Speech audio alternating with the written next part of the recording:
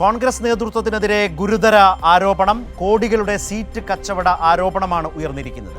ഹരിയാനയിലെ ബാവൽ നിയമസഭാ മണ്ഡലം വാഗ്ദാനം ചെയ്തു കൊടിക്കുന്നിൽ സുരേഷും കെ സി വേണുഗോപാലും അടക്കമുള്ള കോൺഗ്രസ് നേതാക്കൾ 7 കോടി രൂപ തട്ടിയെടുത്തു എന്നാണ് ആരോപണം. ഹരിയാനയിലെ മഹിളാ കോൺഗ്രസ് സംസ്ഥാന ജനറൽ സെക്രട്ടറിയുടെ ഭർത്താവ് ഗൗരവ് കുമാറാണ് ആരോപണവുമായി രംഗത്ത് വന്നിട്ടുള്ളത്. കോൺഗ്രസ് നേതാക്കൾക്ക് ഗൗരവ് കുമാർ പണം നൽകിയതിൻ്റെ രേഖകൾ അടക്കം കൈരളി ന്യൂസിന് ലഭിച്ചു.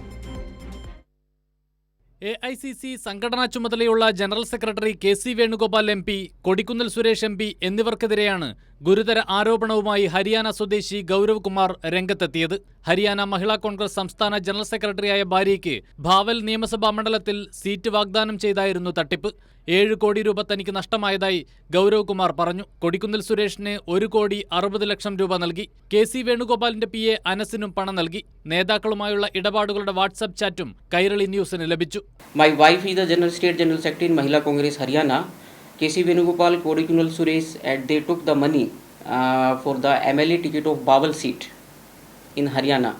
But after 1.5 years till, they have not returned it.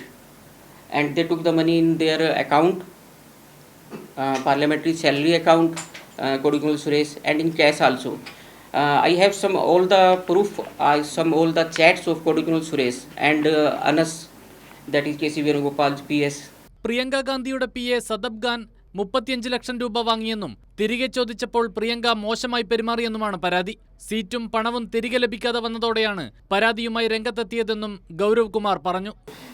I spent many lakhs rupees, and now the total amount is of 7 CR, which I had given to Priyanka Gandhi's PA Sadab Khan in 10 Janpat, Sonia Gandhi's PA Mahesh also in 10 Janpat. Priyanka Gandhi took the money from many of the southern contractors, that is 100 CR, 200 CR, 50 CR, and after collecting the money by herself, she is not meeting the same person again. This is the wording of her PS. MP-മാർ കേരളത്തിലായതുകൊണ്ടാണ് ഇവിടെ DGPക്ക് പരാതി നൽകിയത്. എന്നാൽ jurisdiction Delhi ആയതുകൊണ്ട് പരാതിയും തെളിവുകളും അവിടത്തേക്ക് കൈമാറിയിട്ടുണ്ട്. വിഷയം സംസാരിക്കാമെന്നും എന്തെങ്കിലും പോസ്റ്റ് നൽകാമെന്നും കെ സി വേണുഗോപാലിന്റെ ഓഫീസിൽ നിന്ന് അറിയിച്ചിരുന്നു. എന്നാൽ പോസ്റ്റ് തനിക്ക് ആവശ്യമില്ലെന്നും നേതാക്കൾ ജനങ്ങളെ കബളിപ്പിക്കുകയാണെന്നും ഗൗരവ് കുമാർ ചൂണ്ടിക്കാട്ടുന്നു. അതേസമയം ആരോപണത്തോട് പ്രതികരിക്കാൻ കൊടിക്കുന്നിൽ സുരേഷ് ഉൾപ്പെടെയുള്ള നേതാക്കൾ തയ്യാറായില്ല. കൈരളി ന്യൂസ്, തിരുവനന്തപുരം.